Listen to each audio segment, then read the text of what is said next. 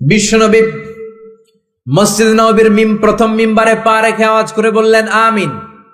দ্বিতীয় মিম্বারে পা রেখে আওয়াজ করে বললেন আমিন। তৃতীয় মিম্বারে পা রেখে আওয়াজ করে বললেন আমিন। সাহাবারা বললেন, ও নবী, তিনবার কেন আমিন বললেন বুঝি নাই। বিশ্বনবী বললেন, প্রথম মিম্বারে যখন পা রেখেছি, জিব্রাইল এসে বলেছে রমজান পাওয়ার পরেও ইবাদত করে যে গুনাহ মাফ করতে পারে নাই তার উপর আল্লাহর লানত। আমি বিশ্বনবী বলে দিয়েছি আমিন।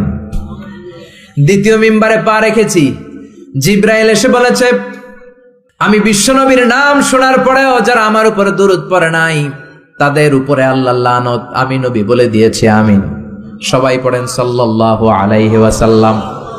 তিন নাম্বার মিম্বারে পা রাখার পরে জিব্রাইল এসে বলে, মা বাবা একজনকে কিংবা দুইজনকে বার্ধক্যে উপনীত পাওয়া অবস্থায়, বয়স্ক অবস্থায়, পাওয়া অবস্থায় মা বাবার খেদমত করে যারা জান্নাত কামাতে পারে নাই তাদের উপর আল্লাহর লানত। আমি বলেছি আমিন। এজন্য মা বাবার খেদমত করলে জান্নাতটারে উন্মুক্ত করে দিবে কে? আল্লাহ।